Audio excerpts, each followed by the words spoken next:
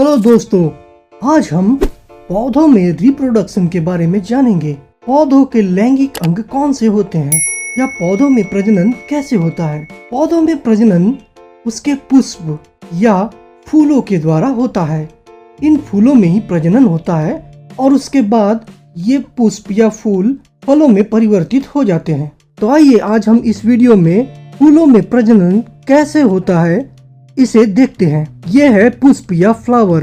पुष्प का यह भाग पिस्टिल या जायांग कहलाता है। पौधे का यह रिप्रोडक्टिव पार्ट 3 पार्ट से बना हुआ होता है, जो इस प्रकार है: स्टिग्मा या वर्तिकाग्र, स्टाइल या वर्तिका और ओवरी या अंडाशय। ये है स्टामेन या पुंकेसर। ये पौधे का मेल रिप्रोडक्टिव पार्ट होता है। इसके भी 2 भाग होते हैं, एक तो होता है एंथर या परागकोश और दूसरा फिलामेंट या तंतु।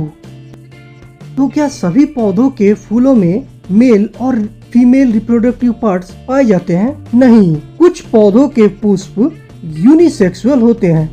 अब यूनिसेक्सुअल का मतलब क्या होता है? यूनिसेक्सुअल का मतलब होता है कि उनमें कुछ फूल मेल होते हैं और कुछ फूल सिर्फ फीमेल होते हैं, जैसे कि वाटरमेलन और पपीता या पपाया। लेकिन कुछ पौधों के फूल बाइसेक्सुअल भी होते हैं, मतलब इनमें मेल और फीमेल रिप्रोडक्टिव पार्ट्स एक ही फूल में मौजूद होता है, जैसे कि हिबिस्कस या गुड़हल और सरसों या मस्टर्ड का पौधा।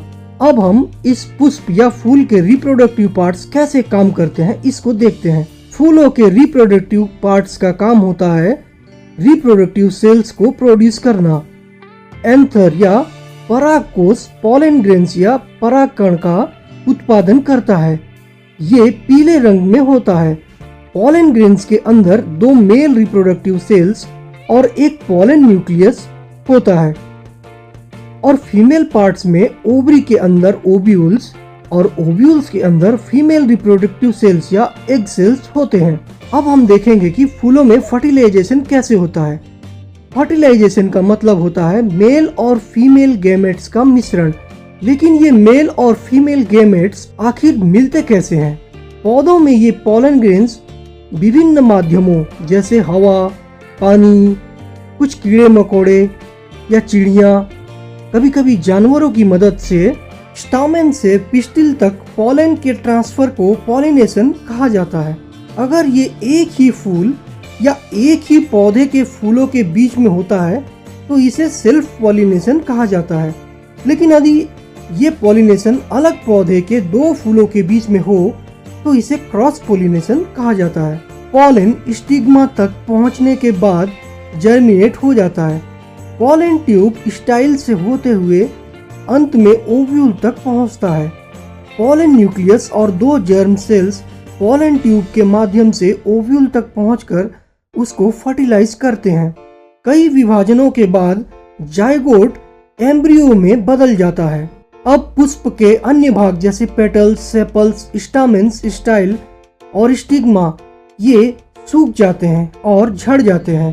अब ओव्यूल सीड में विकसित हो जाता है और ये ओवरी फ्रूट बनाने के लिए बड़ा होता जाता है और इस प्रकार पुष्प से फल का निर्माण होता है।